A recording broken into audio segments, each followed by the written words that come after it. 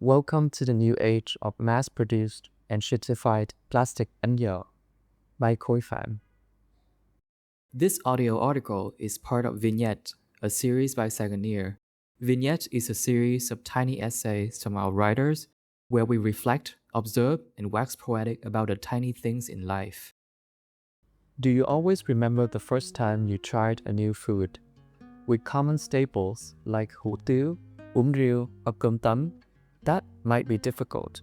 But I can recall exactly the first time I had bánh giò. It was from a bike vendor with a very distinctive northern accented street call of chân gai bánh giò.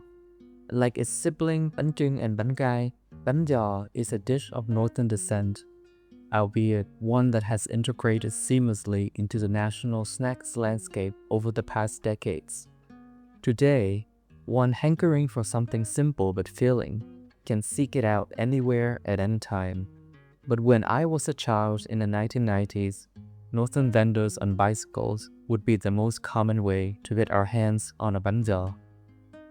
On the back of a rickety bike that had definitely seen better days rested a huge plastic rucksack that felt hot to the touch. Inside, rows of leaf-covered bánh sat waiting for their turn to explore the outside world. As he briefly unfurled the bag to pick out bánh giò with tongs, the steam turned my glasses foggy and filled my nostrils with the familiar grassy scent of banana leaves. Those neatly wrapped leaves would become a clean surface to enjoy your bánh giò, its glutinous wobbly rice dough, its peppery pork filling, and its pearly quail eggs. The best case scenario should involve a spoon, but I have, on occasion, raw dogged a bánh giò with just my hands and trusty teeth. There is no shame because bánh giò is not a food designed for decorum and fancy cutleries. I think bánh giò can do no wrong. As an adult man, I had to admit, one is not enough for a full lunch, so you can always eat 2 or 3 if you so wish. However, to me, it is irrevocably the perfect snack made for the moments in life when you're peckish but don't want a whole bowl of pho, for breakfast, as an after-school pre-dinner answer, or especially as a stomach soother after a night out drinking.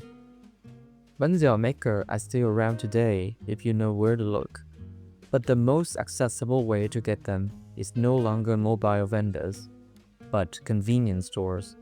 Thảo Phác, Saigon's very old bánh bao maker turned entrepreneur, started mass-producing a version tailored for the convenience of modern retailers, and those leaf-wrapped pyramids began appearing in steamers at Family Marts and Circle K's, further consolidating its role as a convenient, hearty, filling snack.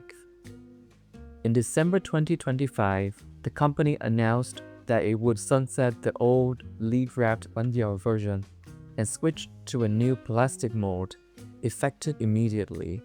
The reasons given included improved hygiene, convenience, and shelf life. The plastic version retains the pyramidal silhouette and similar food filling with a meager banana leaf square at the bottom that can fit neatly in the palm of my hand. I personally think the mass-produced version, leaf or plastic, has never held a candle to bánh giò by independent makers, but it has taken a turn for the worse after the removal of leaves. Their grassy aroma contributes significantly to the eating experience, and their broad surface helps the content retain moisture. Without leaves, the dough is starchy, monotonous, and miserable. It is perhaps histrionic of me to decry something as seemingly simple as the recipe change of one company. After all, traditional bánh giò are still coming to light every day from kitchens from north to south, and a plastic makeover might not spell the demise of a time-honored delicacy. But it is still very clearly yet another example of the enshittification of modern life that's unfolding right before our eyes. Shrinkflated chocolate bars, paywalled app features, synthetic fiber replacements in clothing, and now plastic Bánh Giò.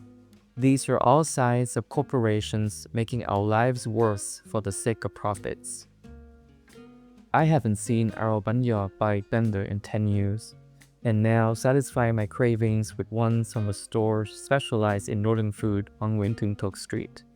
He could be too old or too sick to continue the work, but I suspect the disappearance of mobile vendors is not limited to my neighborhood, but part of a bigger shift in the country's economic pattern.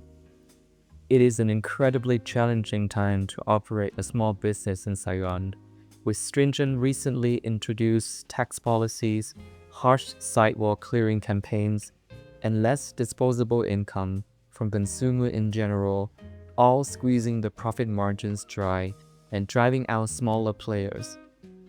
I don't know about you, but I think it is high time I seek out a nice Bánh Giò in this trying time. I will drive to my favorite shop, park my bike, and ask for the biggest one with the most banana leaves around it to make up for the leafless abomination I just ate for the sake of research. Thank you for listening to this piece from the Saigoneer archives.